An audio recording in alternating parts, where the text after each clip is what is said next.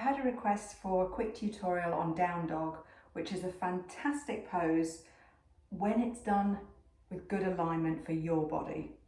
Unfortunately, when we're just learning from a video and going through a flow where it's not properly broken down, sometimes we can get into some uncomfortable habits. So let's take a look at a few pointers to find your favourite down dog. So starting from all fours, I'm going to have my fingers spread wide.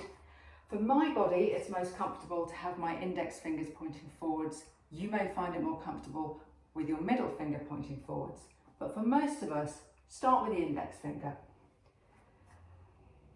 I'm going to roll my shoulders outwards, so it's like I'm trying to turn the fronts of my elbows forwards, which creates some space across my chest and my shoulders and upper back.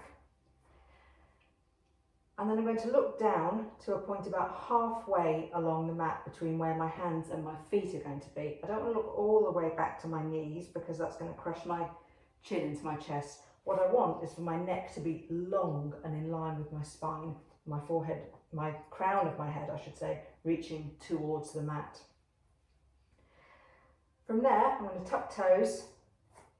I'm going to press firmly down into the base of my knuckles, the knuckles at the base of my fingers, and shift my weight back. So it's like I'm trying to push my bottom back towards my heels. And as that happens, my hips rise and my knees come away from the mat.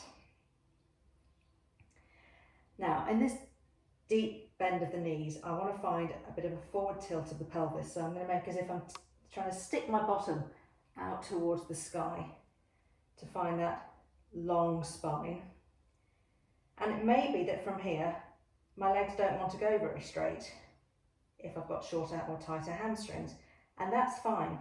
Better to have the knees bent and keep that alignment of your back than to be here, because what will happen is that your hamstrings may tug down on your pelvis. You're not going to get the benefit for your hamstrings, and you're also going to be tugging on your lower back. So better to keep the knees bent and that bottom sticking out kind of stance. Something that's also quite common is that people don't find that openness across the shoulders. So watch what happens. If I've got my upper arms rotated inwards, look what happens when I come into my down dog. So look at my shoulders and my neck. You see how it's all quite scrunched up? Now watch what happens if I turn the insides of my elbows forwards. So it's like I'm trying to turn my armpits towards my face. Watch my neck and shoulders.